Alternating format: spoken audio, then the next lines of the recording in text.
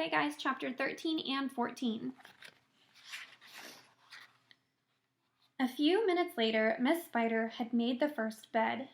It was hanging from the ceiling, suspended by a rope of threads at either end, so that it actually looked more like a hammock than a bed. But it was a magnificent affair, and the stuff that it was made of shimmered like silk in the pale light. "I do hope you'll find it comfortable," Miss Spider said to the old green grasshopper. "I made it as soft and silky as I possibly could. I spun it with gossamer. That's a much better quality thread than the one I used for my own web."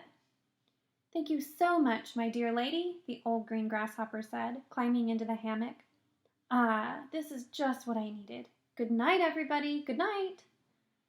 Then Miss Spider spun the next hammock, and the ladybug got in. After that, she spun a long one for the centipede and an even longer one for the earthworm. "And how do you like your bed?" she said to James when it came to his turn. "Hard or soft?" "I like it soft, thank you very much," James answered. "For goodness sake, stop staring around the room and get on with my boots," the centipede said. "You and I are never going to get any sleep at this rate. And kindly line them up neatly in pairs as you take them off. Don't just throw them over your shoulder." James worked away frantically on the centipede's boots. Each one had laces that had to be untied and loosened before it could be pulled off. And to make matters worse, all the laces were tied up in the most complicated knots that had to be unpicked with fingernails. It was just awful. It took about 2 hours, and by the time James had pulled off the last boot and had lined them up in a row on the floor, 21 pairs altogether, the centipede was fast asleep. "Wake up, centipede," whispered James, giving him a gentle dig in the stomach. "It's time for bed." "Thank you, my dear child," the centipede said, opening his eyes. Then he got down off the sofa and ambled across the room and crawled into his hammock. James got into his own hammock, and oh, how soft and comfortable it was compared to the hard, bare boards that his aunts had always made him sleep upon at home. "Lights out," said the centipede drowsily. Nothing happened. "Turn out the light," he called, raising his voice. James glanced around the room, wondering which of the others he might be talking to, but they were all asleep. The old green grasshopper was snoring loudly through his nose.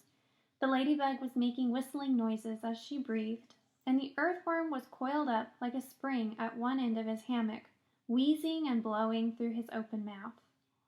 As for Miss Spider, she had made a lovely web for herself across one corner of the room, and James could see her crouching right in the very center of it, mumbling softly in her dreams. "I said, turn out the light!" shouted the centipede angrily. "Are you talking to me?" James asked him. "Of course I'm not talking to you," the centipede answered. "That crazy glowworm has gone to sleep with her light on." For the first time since entering the room, James glanced up at the ceiling, and there he saw a most extraordinary sight. Something that looked like a gigantic fly without wings. It was at least 3 feet long, was standing upside down on its 6 legs in the middle of the ceiling, and at the tail end of this creature seemed to be literally on fire. A brilliant greenish light, as bright as the brightest electric bulb, was shining out of its tail and lighting up the whole room. "Is that a glowworm?" asked James, staring at the light. "It doesn't look like a worm of any sort to me."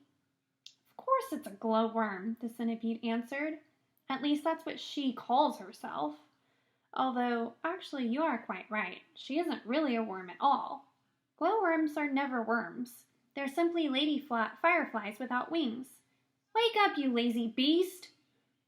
But the glowworm didn't stir, so the centipede reached out of his hammock and picked up one of his boots from the floor.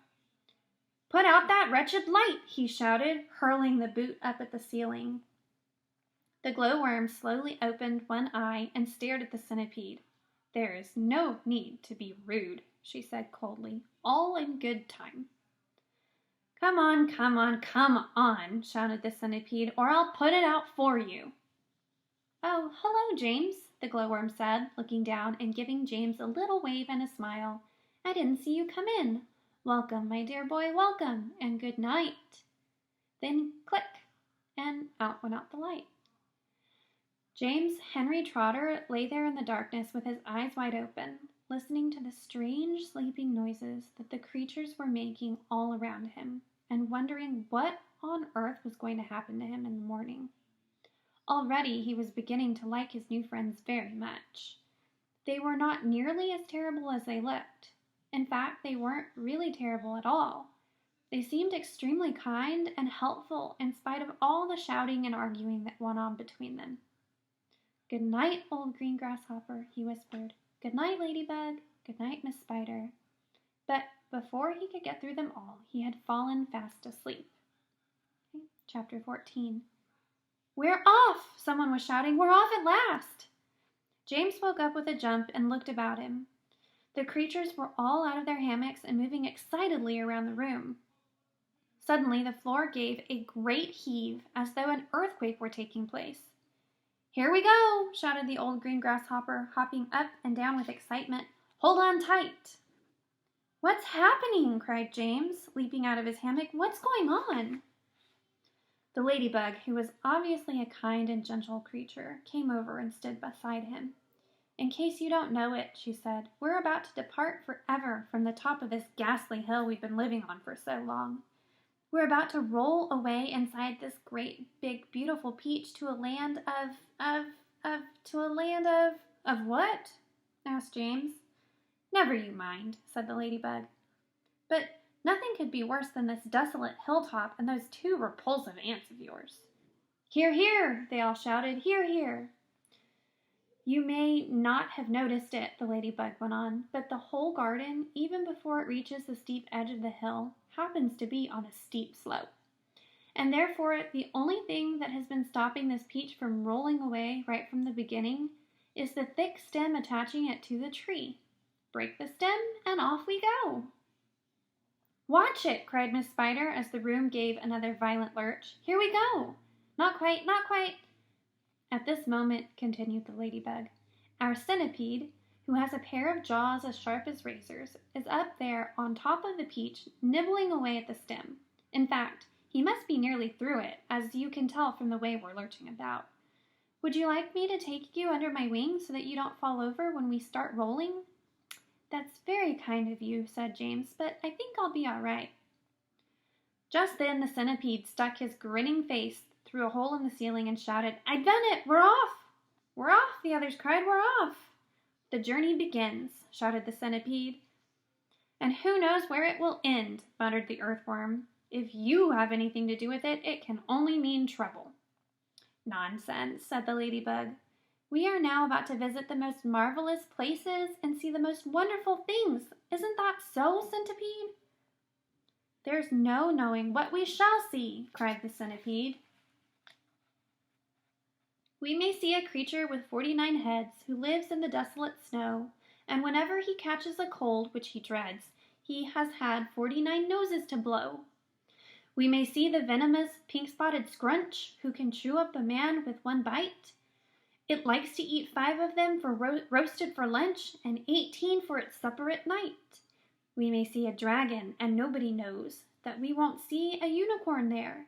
We may see a terrible monster with toes growing out of the tufts of its hair.